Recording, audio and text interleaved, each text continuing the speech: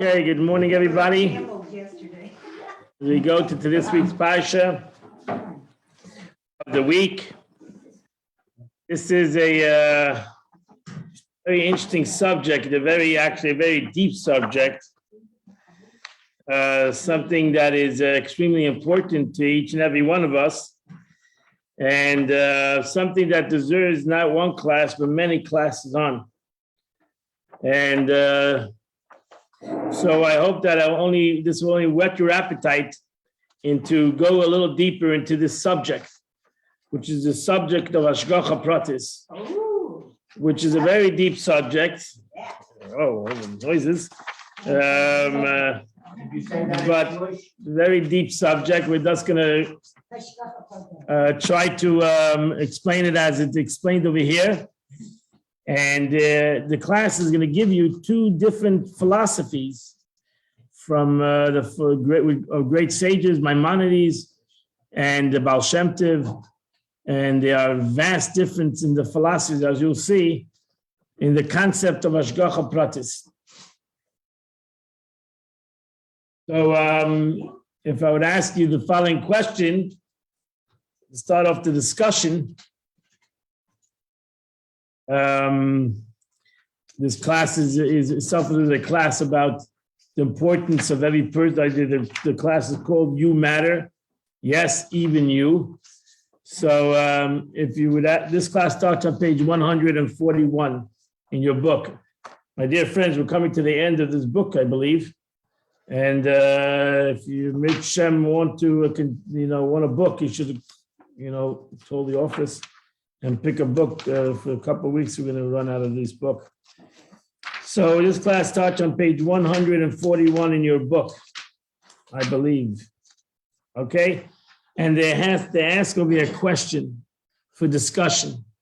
So we're going to ask that question. Think of something relatively significant or consequentially you have done in the recent past, on a scale of 1 to 10. How significant or consequential was it really?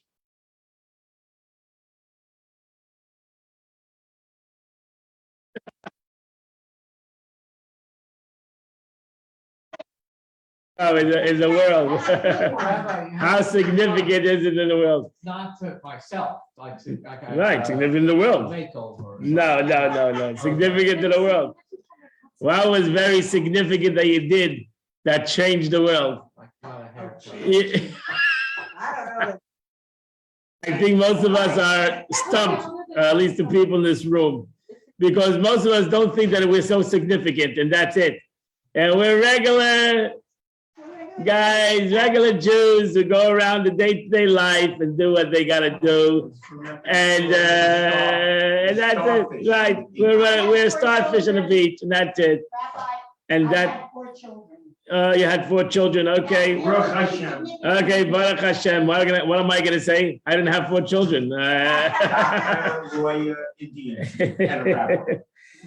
Okay, let's go to the portion. So I just want you to also realize what the Sikh is based on is on a Rashi. Most of us learn, even those who learn Chitas together. We learn these Rashis and we don't realize the significance of it. And therefore, you should realize that when you learn Torah, everything is very significant and there are many concepts on a simple Rashi, on a very simple expression of Rashi. We all did it already, this portion. If you learn Chitas every day, you have done this Rashi already. Okay, so you should know this Rashi. Okay, let's go to text number 1A, which is in page 141. This is the Psukim. It's in Numbers chapter 14, verses 6. I'm going to start from verse 6. And it says as follows. And Joshua, the son of Nun, and Caleb, the son of Yefuneh, they were from among those who scattered the land, tore their clothes. Verse number 7, they spoke to the entire congregation of the children of Israel, and they said, the land of Israel, the land we passed through to scout, is exceedingly good. It's exceedingly good land. Verse number 8, if God desires, who will bring us to the land and give it to us, a land of flowing of milk and honey. Verse number 9, but you should not rebel against God, and you will not fear the people of the land, for they are as our bread. The protection is removed from them, and God is with us. Do not fear them. So, right, number 1 is we have to have faith. Then he adds these 3 words, Torah. Sila ma'aleim. Okay, those 3 words. Their protection is removed from them.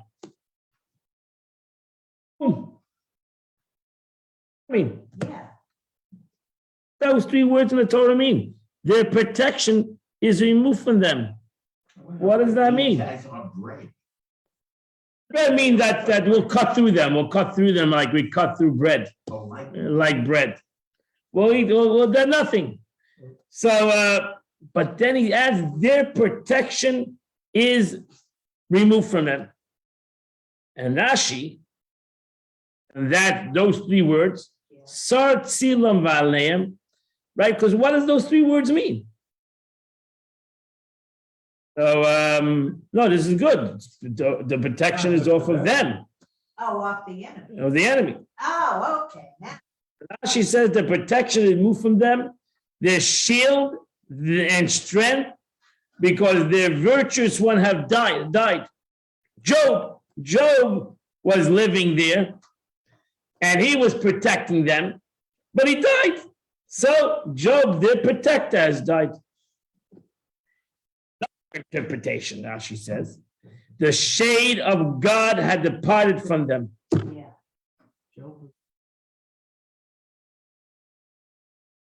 Who was he of separate class?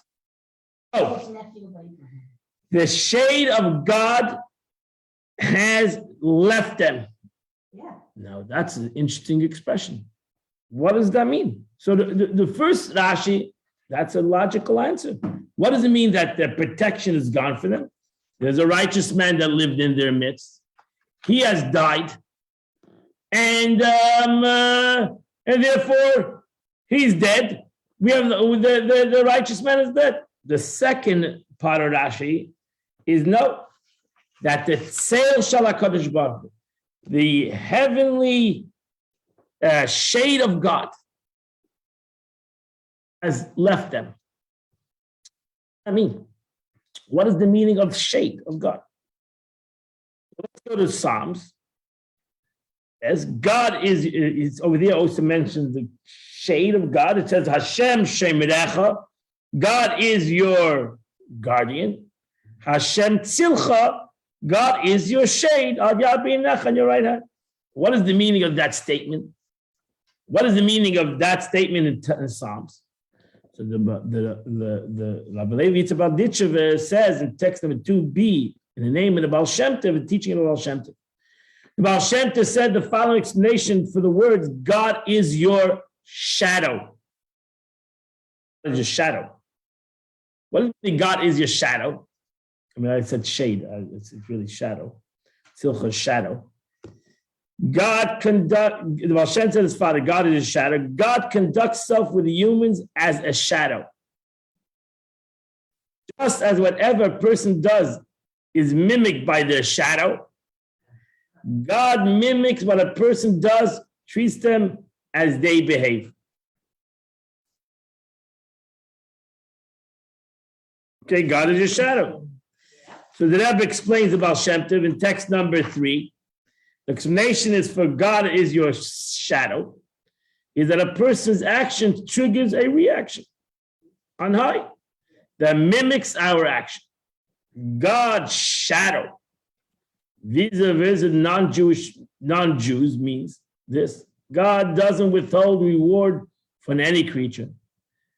And as such, their actions also trigger a reaction from on high. Sometimes something is bestowed upon them. In other words, when they do good deeds, they are given reward. And when they commit a violation, a reaction on the high is meted out that mimics their reaction, their action. If it's a violation, then the reaction is likewise destructive of punishment. So, what is the meaning of the verse? Sartzilam aleim. In that, what is the meaning of the verse? When you go back to the verse, that sartzilam aleim, their protection is removed from them. Over there, Rashi says their protection is removed from them. Why? Because God's shade is not upon them anymore. God's shade is not upon them. What is the meaning? How do you put that into the meaning of the verse? What is the meaning of the verse when it says God is in the Canaanites? God is not shading them anymore. So the first Rashi, the first interpretation still stands. I mean, really, the interpretation of Baal Shem Tov really doesn't change anything in the concept of this verse. This verse, when the Torah says that God is the shade has gone away, in the second interpretation of Rashi, means that God is not watching over them. Not watching over them. What does that mean that God is not watching over them? There's no divine providence. In essence, that Rashi is saying there's no providence of God upon them anymore, on the Canaanites. What is the meaning of that? This is the subject. What is the meaning of divine providence? When we say divine providence, right? What does that mean? What is the meaning of divine? And what is the meaning of divine providence concerning us as Jews, or even the difference between a human being's divine providence? Is there a difference in a human being's divine providence and a cow's? Does God look at a cow like he looks at a person? What is the meaning of divine providence? This is a very deep subject, as you're going to see. I mean, we're going to do Rambam, and we're going to introduce the Rambam's interpretation of divine providence, which is in itself a very deep concept. And then we're going to bring the Baal Shem Tov in, which is going to be totally different. What's in the Rambam? Let's understand the Rambam, Maimonides. So Maimonides in text number 4a on page 145 explains it as follows. The lower and the sublunary portions of the universe, divine providence does not sublunary. You don't say the B. Oh, Sublunary. So why is there a B there? Okay. The portion of the universe, divine providence does not extend to the individual members of species, Sublunary. except in the case of mankind.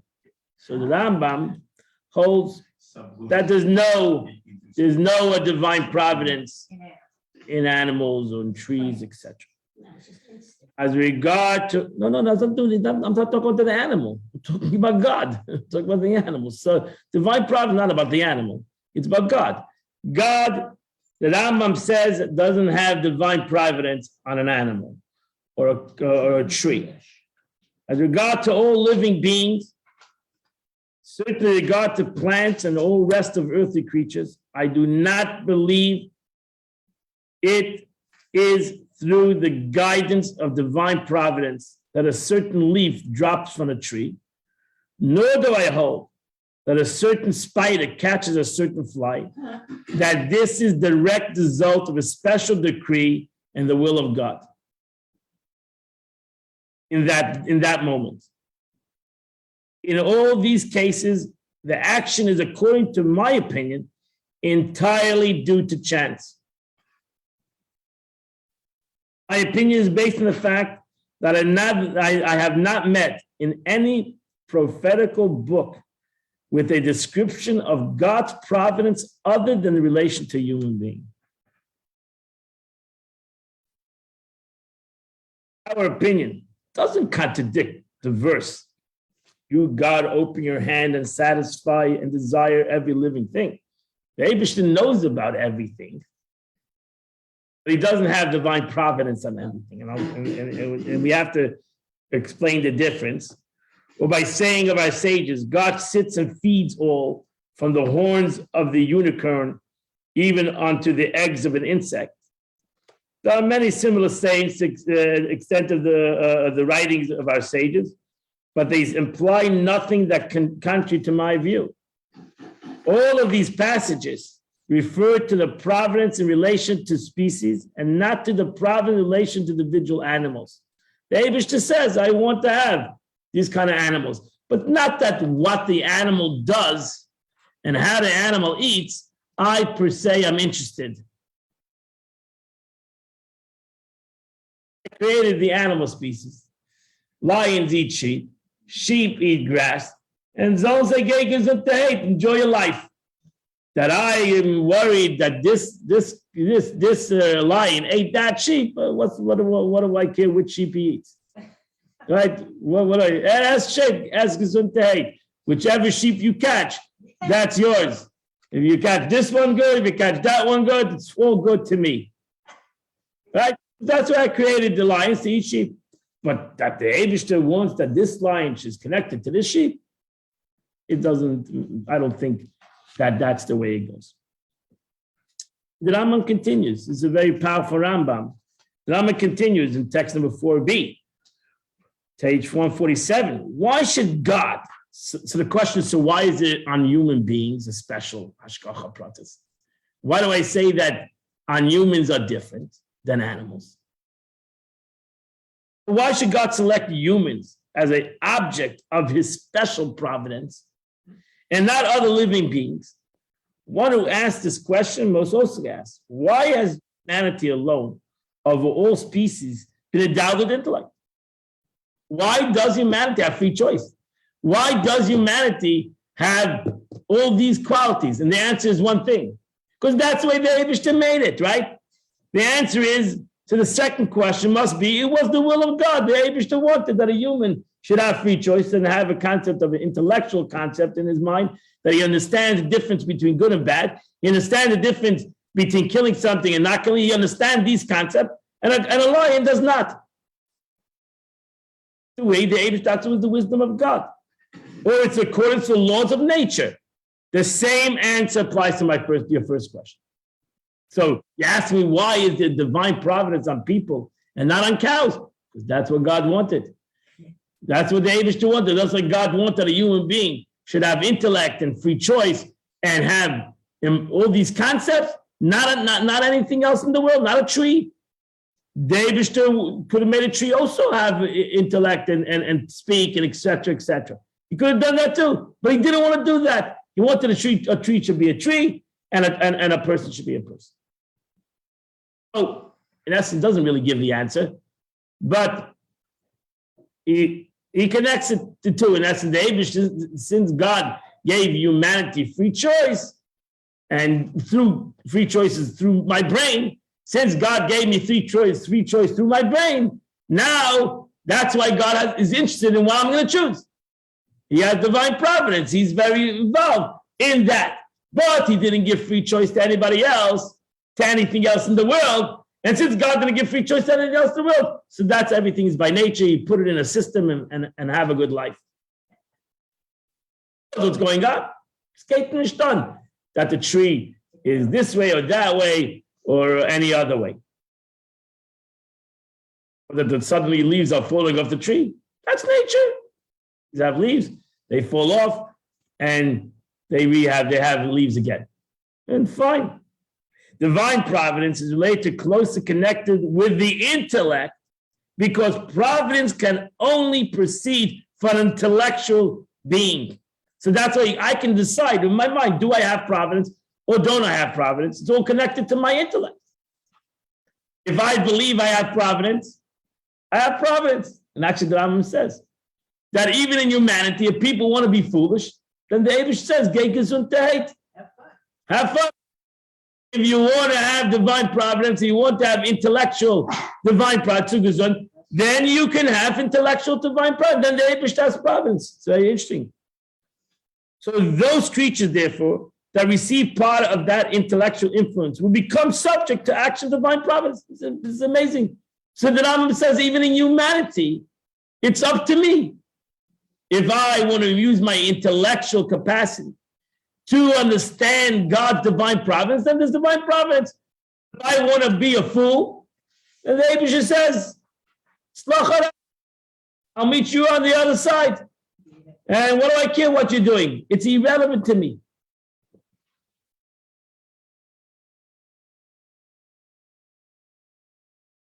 The Gemara says also that God goes where a person wants to go. Wherever you want to go to good, I'll go with you to good. You want to go to bad, I'll go with you to the bad. It's not to hate. Right? You think God doesn't care? He does care. Okay. Enjoy life.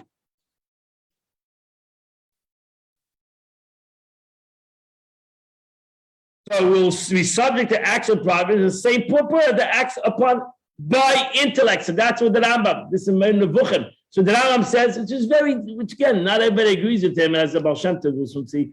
But the Rambam, my mind takes this extremely analytical, so to say.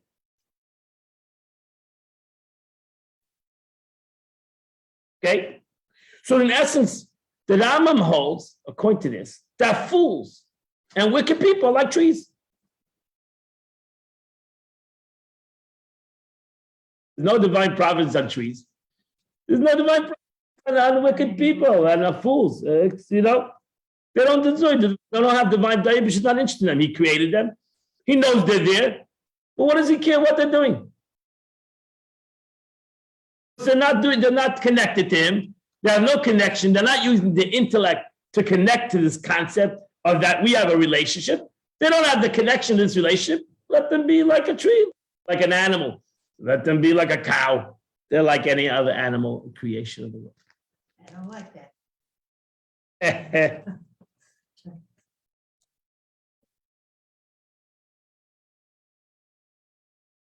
Animals do good too. Well, only trees do really good. We're talking about trees are wonderful. Are you kidding me? Trees, apple trees, they only do good. The orange trees only do good. What does that have to do with good or bad? Give us oxygen.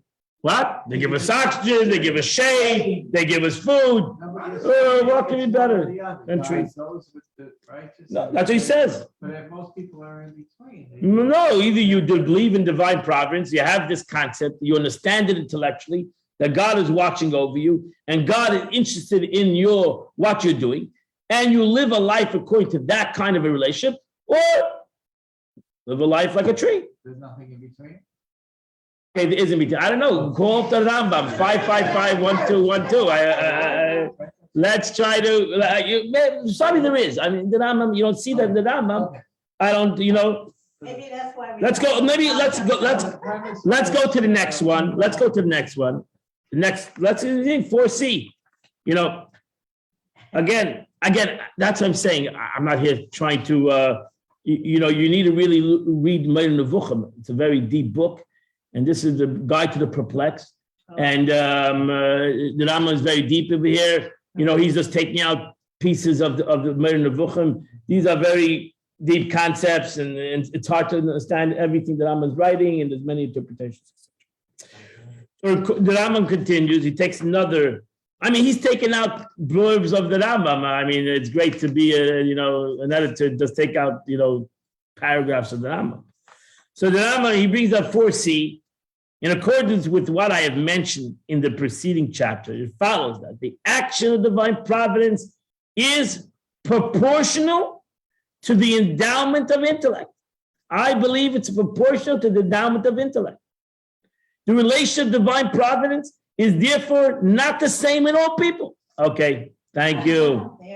There you go. The greater the human perfection a person has attained, the greater benefit they derive from divine providence. Absolutely. And if you're stupid, that's your problem. You don't have the capability of divine providence. This benefit is very great in case of the prophets, right? If you're a tzaddik, you got it, right? And it varies according to the degree of their prophetic faculty. Just as it varies in the case of a pious and good people, according to their piety and approaches. The same proportion as an ignorant and a disobedient person are different in the divine influence, their condition is inferior and their rank equal to that of irrational beings. They are likened to animals, beasts. As expression, you have another expression, says the wicked are dead, are called dead in their lifetime. They're dead. Be living, but they're dead. The concept of their relation with God, they're dead. So they're living. They're walking around. They're enjoying whatever. They're doing good things, but still dead. God provides for every individual being in accordance to their merits is one of the fundamental principles in which the law is founded. So therefore, you have to, in the essence that Rambam says, you want to have divine providence. You want to live in the principles of Yiddishkeit. You need to push it, have great intellect to understand the way the Eibishter runs the world and have this relationship, an intellectual relationship with God. And the more I can have an intellectual relationship with God, the more providence of God will be in my life.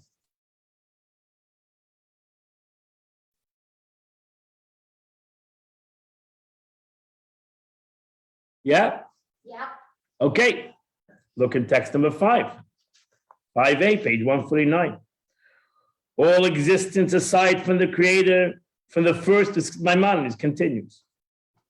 From down for the small, so it doesn't contradict. See, now Maimonides is going to say something totally different, but it doesn't contradict what he's saying, because as you'll see, all existence aside from the Creator, from the first, from down to the small mosquito, all in the depths of the earth came about being from the influence of God's truth. So the Rambam is not saying that Chas Shalom, that only humans come from, only smart humans come from God. No, everything comes from God.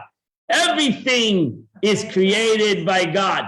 Yeah. We're not arguing with the concept of creation of the world, right? Since he knows himself and recognizes greatness. Again, we learned the Rambam to the Chassidus. The Rambam says the same thing. God knows the world from himself because everything comes from God. Beauty and truth. He knows everything and nothing is hidden from him, right? So God knows everything. Everything. God knows every small yitush and God knows everything that's in the world. He knows everything that's in the world. That doesn't mean that he has providence over them. He knows everything that's in the world. What means the difference between knowing, I'm going to use two different words. One thing is knowing, and one thing is intervening. So God knows, but he lets the world run. He doesn't intervene. Divine providence, according to the Rambam, he doesn't intervene. What does he care? That the leaf falls down or the tree falls down or the lion eats the sheep or the bird falls out of the tree and dies. What does he care? Or the wicked prosper. Or the wicked prosper. Well, he lets the world run in the way that the world is running. He knows exactly what's happening in the world. And when he wants to intervene, he wants to intervene. But he doesn't want to intervene. You want to be a bunch of animals? You want to act like animals? Do whatever you want. I put you in the world. I know exactly what you're doing. And I'll meet you at the other end. Yeah. I'll meet you at the end of days. I'll meet you after 120 years. Whatever. Right? I mean, that's logic. That's very logical. I think that Rambam is extremely logical. So, in essence, you have the concept of, like in a plane, you're flying a plane, you have the autopilot, right? Autopilot puts the plane on autopilot. He's sitting there the whole time driving the plane. No, 99% of the time, the plane is on autopilot. The Eibishter created the world. He's the driver. He puts it on autopilot. And if there's no emergency, don't call me unless there's an emergency. If there's no emergency, leave me alone. Don't break glass. There's no emergency. The world is fine alone. I created the world. I know exactly what's going on. But I have no personal. Oh, you want to have a relationship with me? Okay. You want to have a divine product. I'm saying you want a Jew, a human being that has intellect, wants to have this relationship with me. Okay. Shalom Aleichem. You're knocking at the door. You're coming you want to have this relationship. I'll have a relationship with you. You don't want to have a relationship with you. Oh, that you're here. I realize you're here. I know where you are, but this is autopilot. You do a gig as a day. I wish you luck, and I hope you're successful. I will. I have nothing to do with the situation. I wish you the best of luck. I'll see you later. Way of thinking. That's a certain way of thinking. So that would make sense to Rashi now, right? Torah says, now you can say the Rashi, the meaning of the Rashi. It makes sense, right?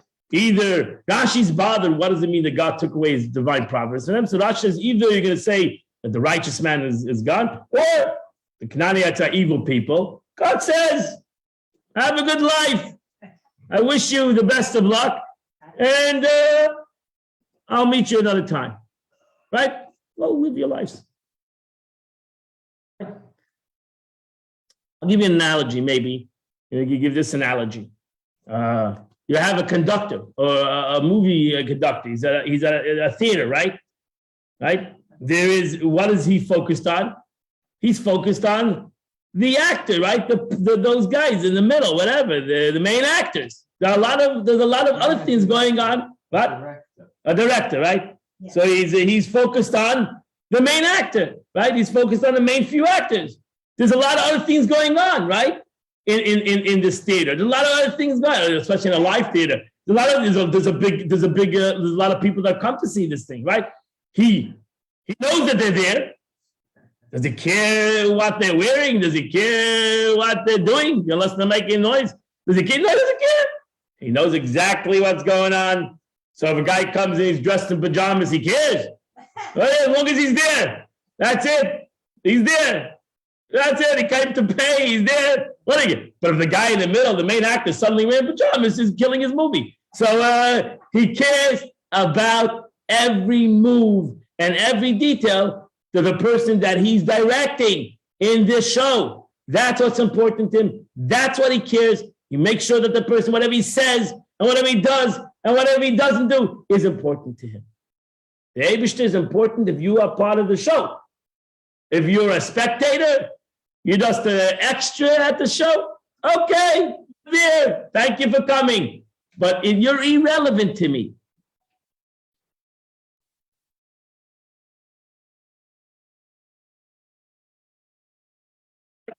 God says, I know every tree, I know every gnat, but do I care that bird ate that gnat? That's gesundheit. Well, what am I getting involved in that aspect? No, it's irrelevant to me, right? It's irrelevant.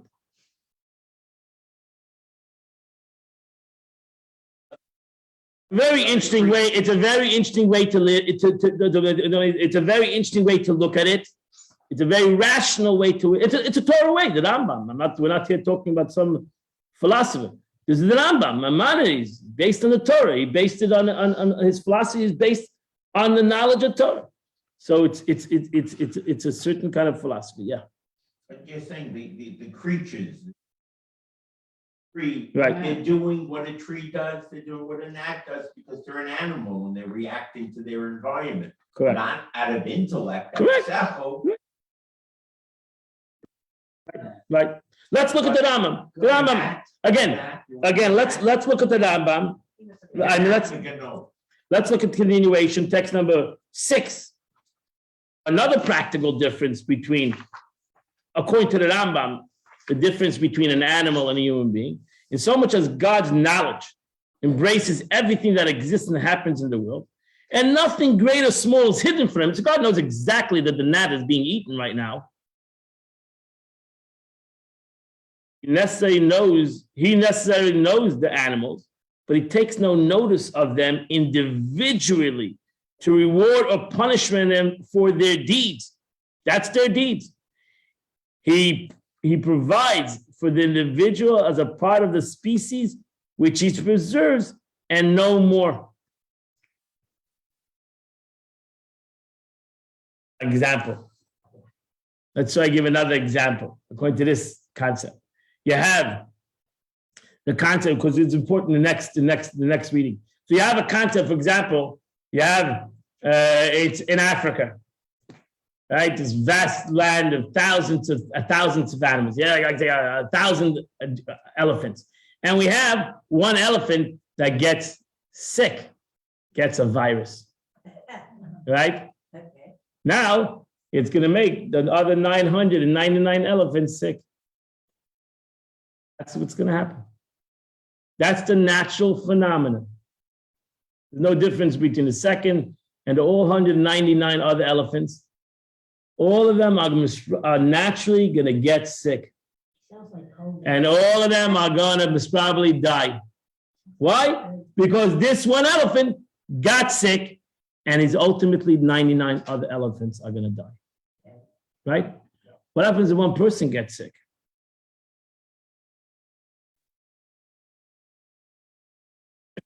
Hopefully not. Hopefully not, right?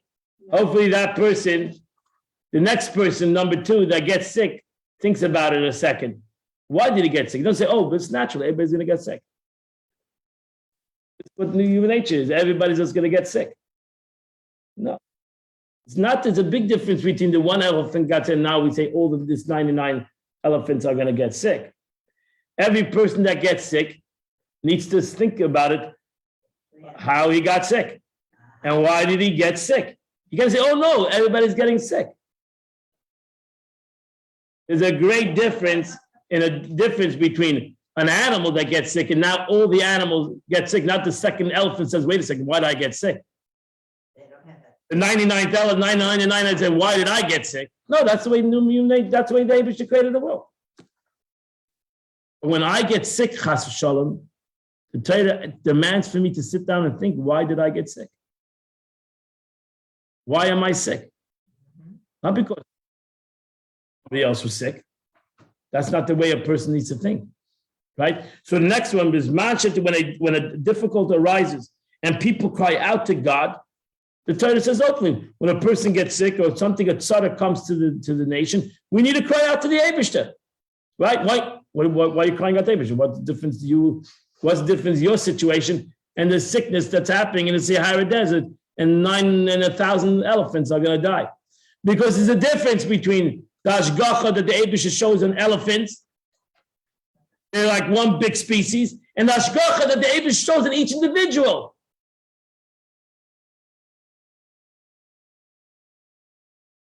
Every individual human being needs to sit down and say, wait a second, why did I get sick? What can I have done not to get sick? Etc., etc. You can't say, oh, I'm sick. That's part of nature. That's life. Let's sit back and it's going to be part of the natural process. He has a seichel to realize that he has to do something about it. First thing he needs to do is cry out to the Eibishter. Cry out to God, why am I sick? Occurs because of their evil conduct. You have to look into yourself. Maybe you've done Avedas, right? Jeremiah states, your sins have turned away the rains and the harvest climates. This realization will cause the removal of the difficulty. The person needs to look into himself. Conversely, should the people fail to cry out to God and sound the trumpets and instead say, what has happened to us is merely natural phenomena. Right? We're like the elephants in the forest. We're like the elephants, what? Merely. It's merely a natural phenomena. And this difficulty is merely a chance occurrence. What do you want? And Achman al-Islam, people do say that. Yeah. That's a chance happening. You're at the wrong place at the wrong time. You're like the elephant in the forest. Nobody over here is going to say that the elephant, it's the fault of the elephant, the forest, he sinned. He probably had some machshavas zaras, he had some evil thoughts, and that's why he got the virus. You take an elephant that's sick, you put him between another 999 elephants, they're all going to get sick. The human being is supposed to say no. No, I got sick, not because I'm part of the forest, I'm part of these elephants. I got sick because something is, I need some of my connection, something is amiss. That's hashgacha pratis. That's what the Eibishter doesn't care about the elephants. He doesn't know that the elephants are all going to die. He does. The Eibishter is looking at, and I have to believe that when I get sick, the Eibishter is talking to me personally. He's saying you got sick not because you were at the wrong place at the wrong time. You got sick because I made you sick. I made you personally sick. Not number 999 in the elephant count. You are. You have a personal relationship, and when I made you sick, I made you personally sick. You got the difference? The difference between the way the Rambam again wants to express the difference between divine providence on a human being and divine providence on the world at large. Yes, Jenny. So I think that I'm having trouble accepting what you're saying. Like, I get that it's personal with people and not with elephants, but I'm hearing you say, and maybe it's not what you mean, or maybe it is, that first of all, it's very hard to know why a person gets sick. You know, I mean, I don't even know how one goes about figuring that out, but there are people that say, and I'm pretty sure I just heard you say it, that there's a connection between getting sick and being evil. And that is, I find, really, really difficult.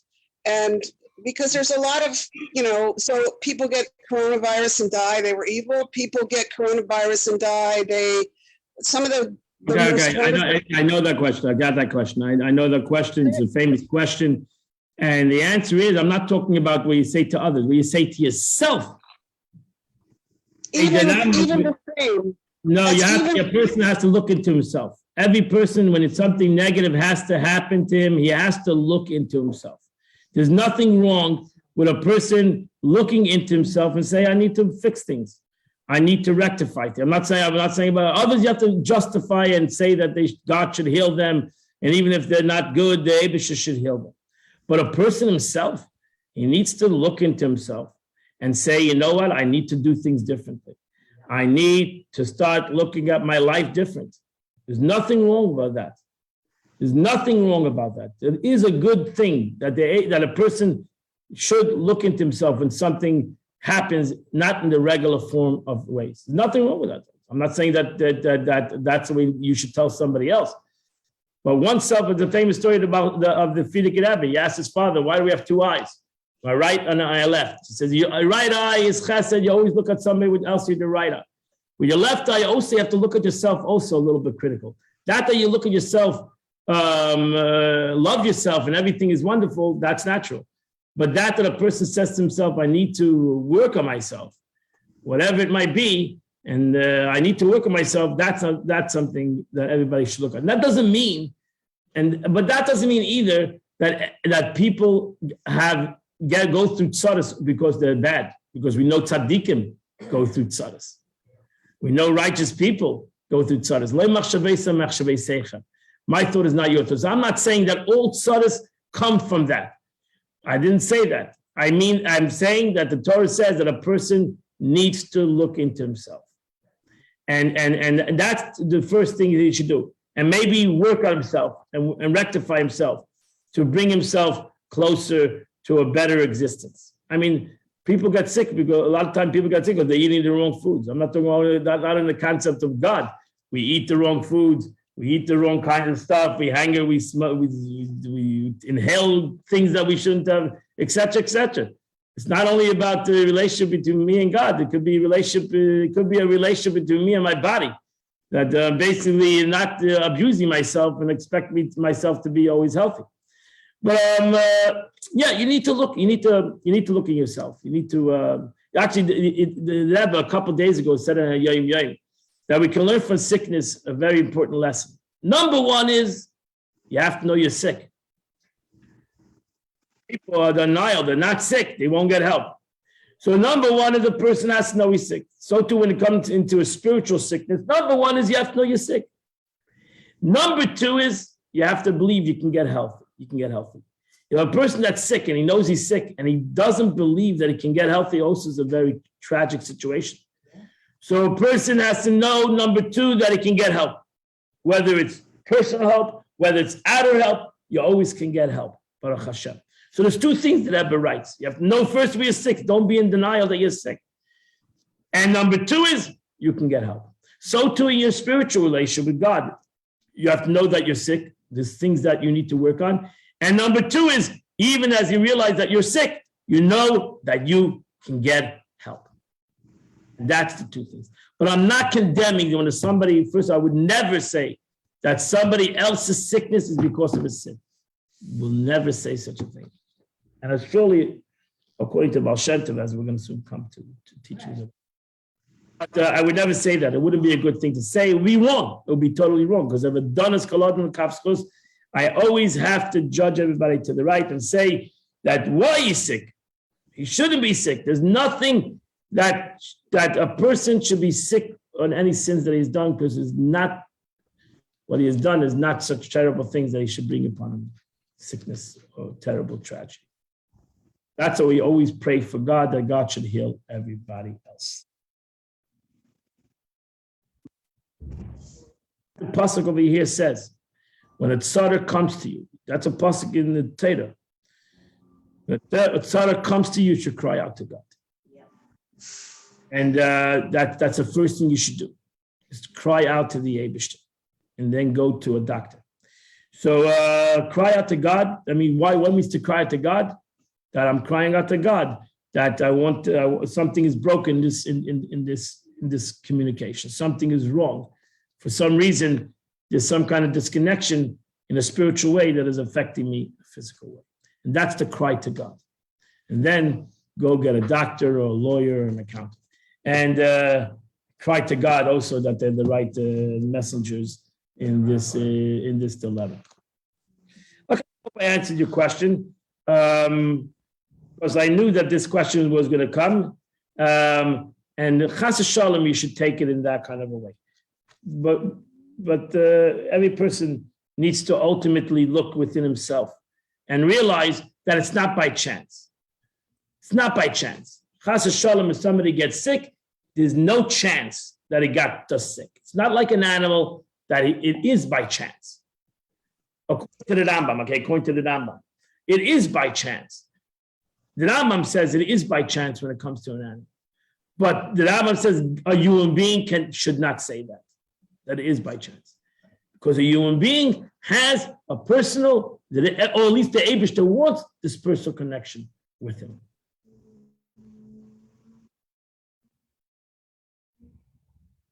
So I just need a little more clarification. So are you saying, because when you talk about a person's sin and they're evil and that's why they get sick, it's sort of like a blame the victim thing. But are you saying that there's something, and I think we're supposed to look inside and try and do tshuva every day, not just when we're sick, but are you saying is what, because I get really lost when you talk about Hello. If I look into myself and I have sinned, then I'm not a victim.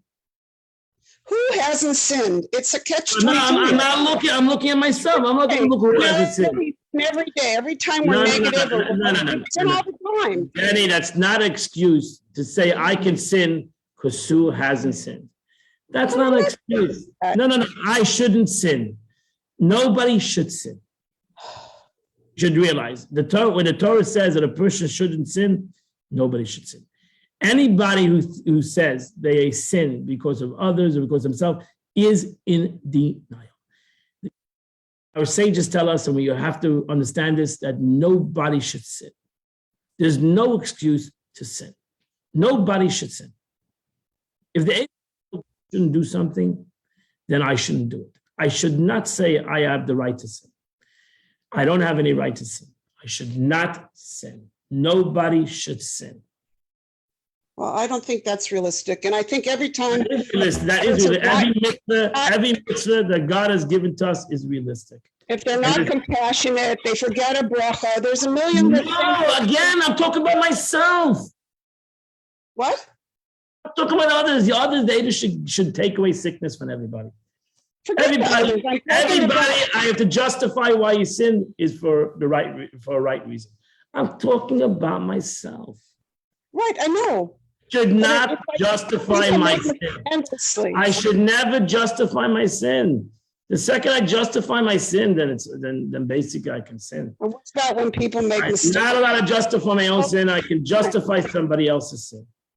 But at the same moment, even if I sin, I should not say that it's over. God forbid. So even if I know I sin, and therefore, even if I know I sin, I should never say it's a lost case.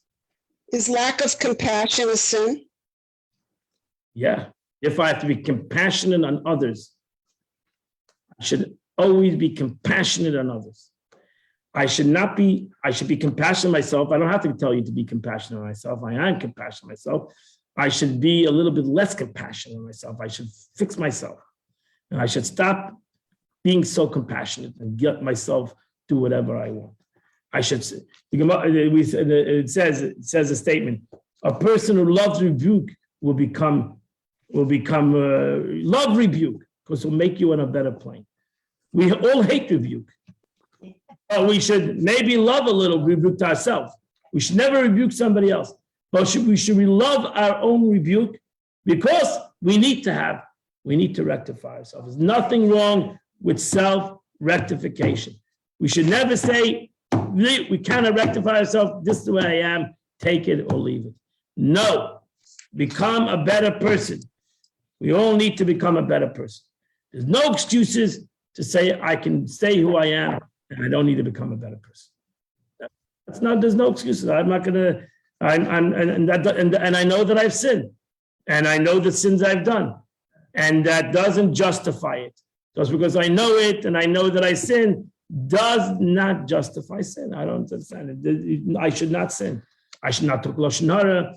I should not have evil thoughts. I should not do any sin. I should hold myself back from doing any sin. I should not do any sin. My struggle is not lapster. My struggles is my yetzer hara. I have a yetzer hara. I do things that are not correct. I say things that are not correct. I feel things. I'm a human being, but I'm not justifying it. There's no justification to it. I need to work on myself, and I need to become a better person. And that's why every day, I tell you every day, I need to be in this world a long time because I have a lot to work on. So I have a lot to work on, and I'm not finished. I'm not a finished product. And I need to work on myself. There's nothing wrong with that. On others, I need to either be compassionate. If I see somebody else is not good, there's a mitzvah in the Torah to go out there, reach out to them, help them, try to make them better, and get them out of their negative kind of ways of life, and try to make them better. Not to just be a blind and say, no, everybody's good, everything's good, everybody's good. I have compassion. Oh, this guy's a drug dealer. I have compassion. That guy's he's openly doing. I have compassion. No, go out there, help the guy out, elevate the guy, bring him closer, try to make him a better person. There's nothing wrong with that. That you should do that.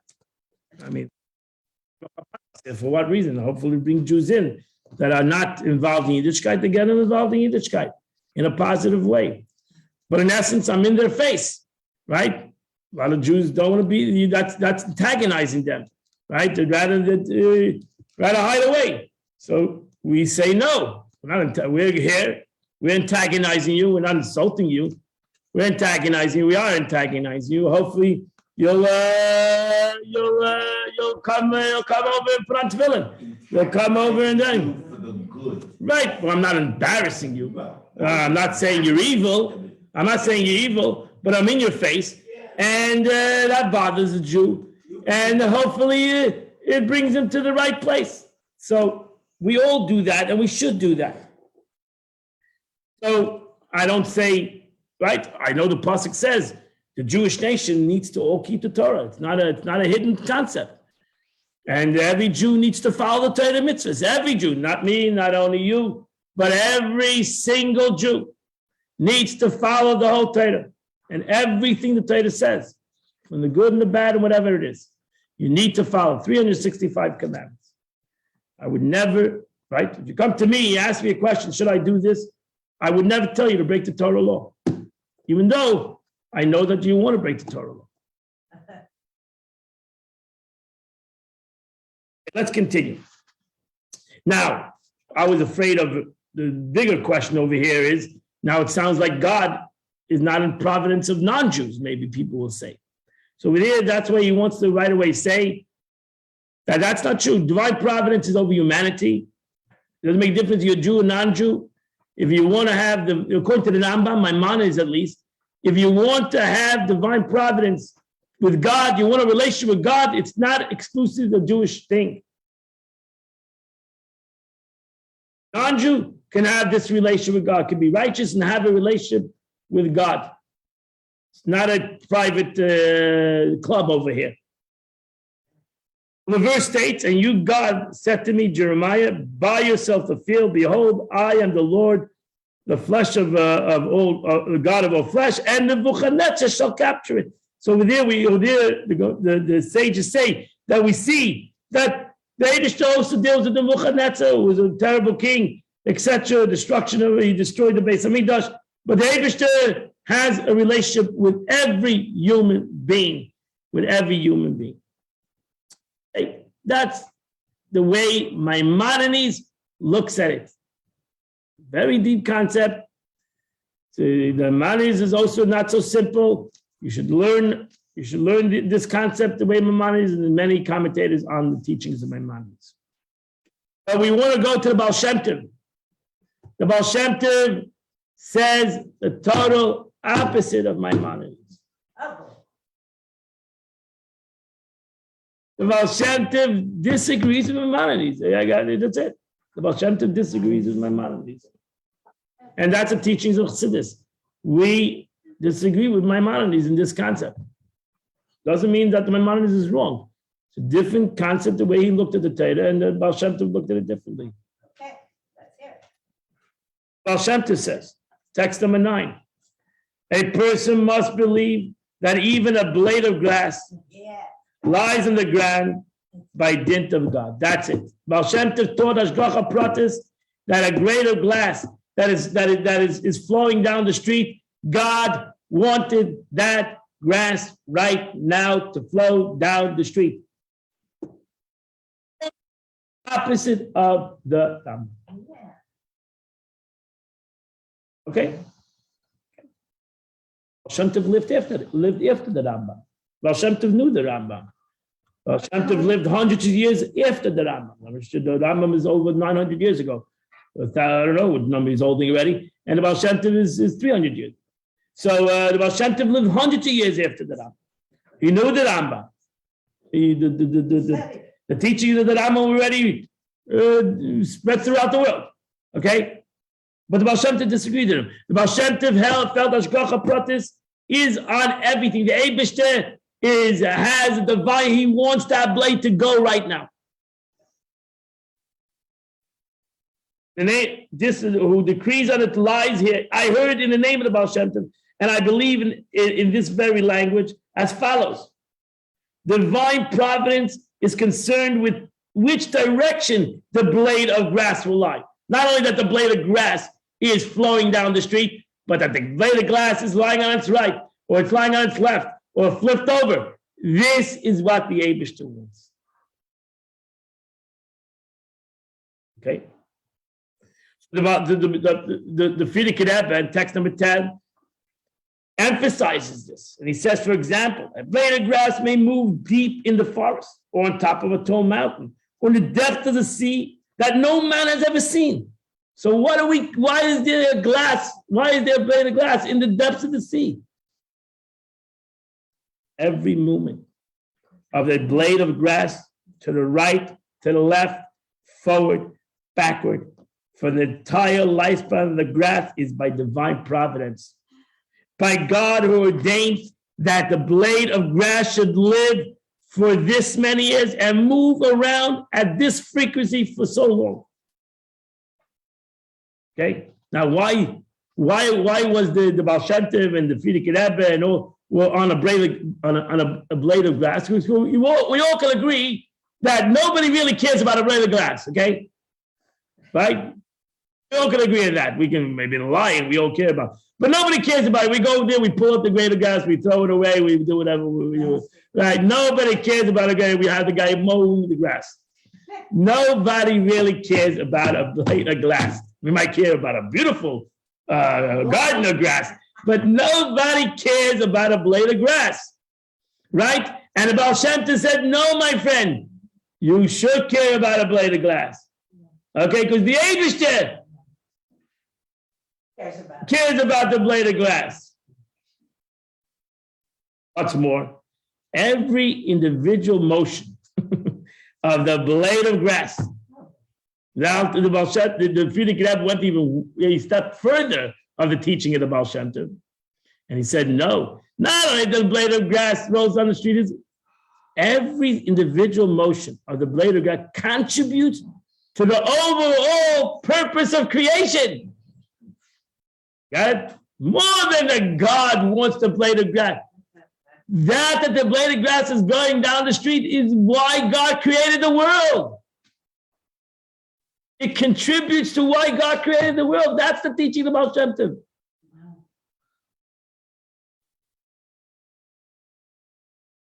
The butterfly might be like butterflies.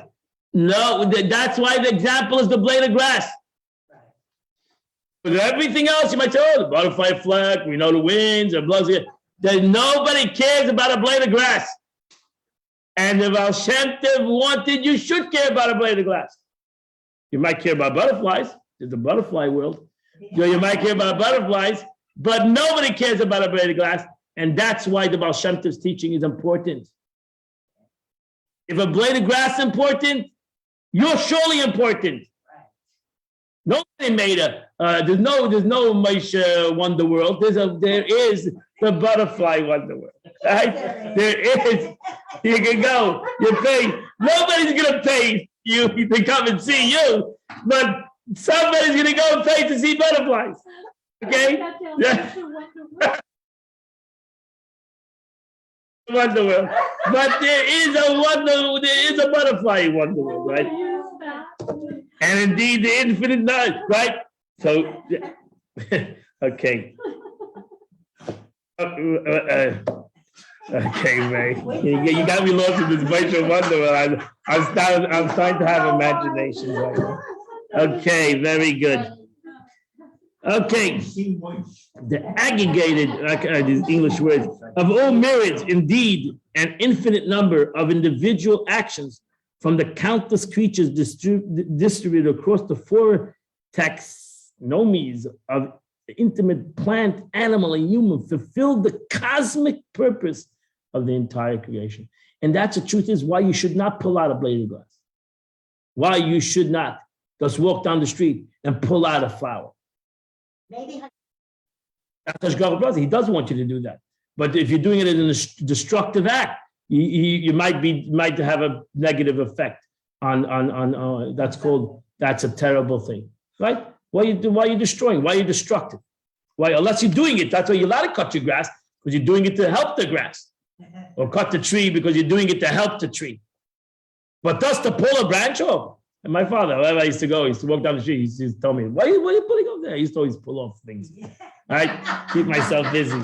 I used to get a speech every time. Why are you pulling it off? Why are you doing that for? What did the leaf do to you? What did the leaf did something to you? If she wants the leaf to fall off, will fall off. Why do you need to be the one who does this destructive act?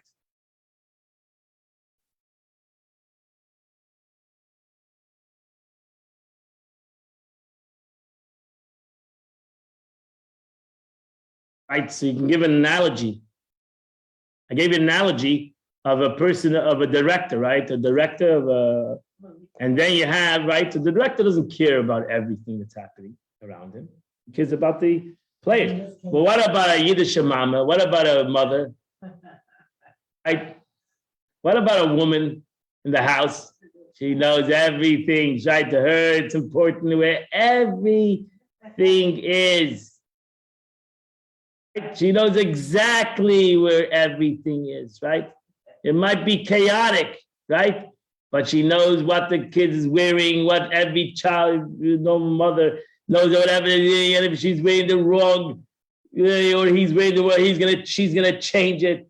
She knows she's conducting a orchestra. And every detail is important. Every detail is important. The Eibishter is the creator, the mother, the father. He is the mother. Everything is important. There's no one entity that is important in this picture. More important. More important. Yeah. And one thing less important. Yeah.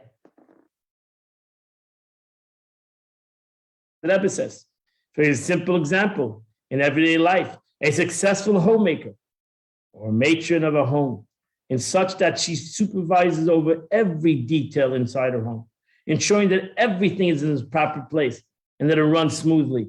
What more?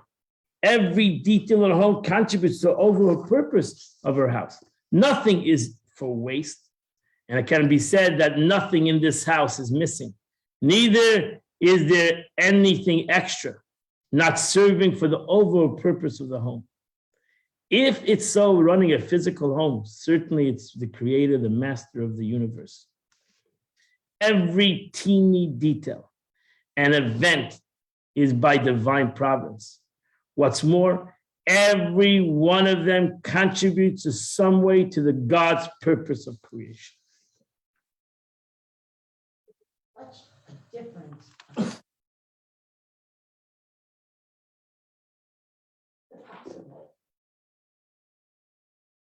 A very good question. Very good question. And the answer is, because the Torah of Baal Shem Tov came to the world at a certain time. It was needed to the world. So the Rambam was in a certain time of his generation. He was a leader of his generation. That he felt was enough in the teachings of the Torah for his generation.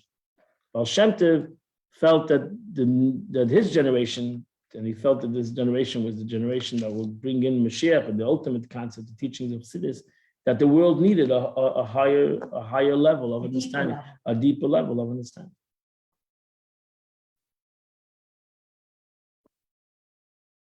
They're both right. The highest are both. Rambam is not wrong.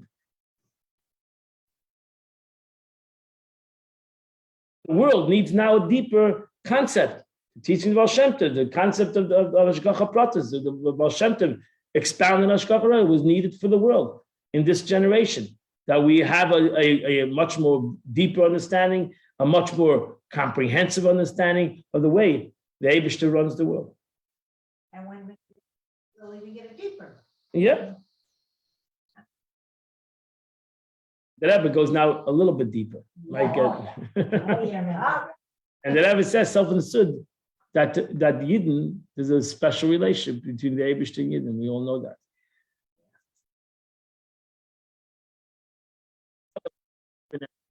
As even more color in Yeshua says Sar Tzila Ma'aleim, that there's a total difference between the Jewish nation and the Canaanites.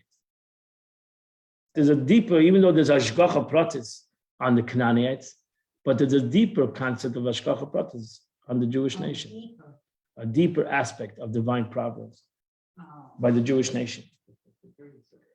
The different degree of a divine providence. And look how the Rebbe expresses it. And for some, this is the essence of it. Right, but it's not holiness. We should never take we should never take this as holiness, and that's the mistake. We should take this as responsibility. Yeah. This is a responsibility. This is what the Eibishter says about us. There's nothing you do about it. There's nothing you do about it. That's because when you can't stop saying the truth because of anti-Semitism. So this is something that the Rebbe says, and it's in the Torah, there's nothing to be ashamed about. But we should take it in a responsible way. I agree. If you take it to put other people down, then you're taking it wrong. So according to the explanation, a non-Jews are under God's shade, which is consist with the Maimonides position that they are part of God's divine providence, right? Said it's clear that the divine providence is merely unlike the divine providence of the Jewish nation. The Rebbe says, look in text number 13. By Rabbi Nachum Greenwald, that the divine providence of the Jewish people is not out of utility, not out of because of something. Yes, yes. Rather, it's simply because God chose us from all other nations. Out of love. God desired and loved us with a love that transcends all reason and logic. Yeah. God chose the very being of every Jew. As such, God's providence of the Jewish people is a one-sided providence. Not about us. That is not contingent upon spiritual states of the Jewish people. God's providence never sways regardless of the Jewish situation. A one-sided and essential connection between God and the Jewish people that is not limited to the overall nation. Rather, it's in every individual Jew. Each one is considered God's child. This bond between a parent and their child is absolute and doesn't flow from rational explanation. Rather, it's simply that the child is the very flesh of the parent. Thus, even if the child rebels against their parent, the bond is never severed, right? Something so absolute, tied to the essence, never simply expires. Yeah. So so is it with every individual Jew. They're the child of their Father in heaven. And that's the way it is. All right. Let's just end off with the words of the Rebbe. God's providence is in such a manner that every teeny detail is under direct scrutiny of the divine. What's more, every detail contributes to the completion and the overall purpose of creation. There is even more. So far as realizing what God truly wishes, the tiniest and most trivial detail is equal consequential to God as the biggest and most important matter. Equal providence. God Loves you. loves you, not more than loves you. You are important to God as anything else in the world. There's no such thing as more important to God, or less important to God. There's no that one person is more important than another person is important. Every single one of us deserves to have a wonderland made for us.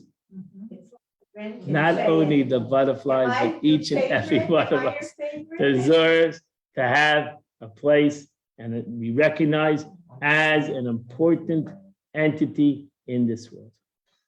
And that's the teaching of Kalev. What Kalev, that's that Rashi, that simple Rashi. We just built the whole thing on a simple Rashi. And Rashi says, and there's 3 words in the Torah, Sar Tzila Maleim. The Eibishter loves every single Jew, like a parent who loves every single child. And by the parent, every child is important, equally as important.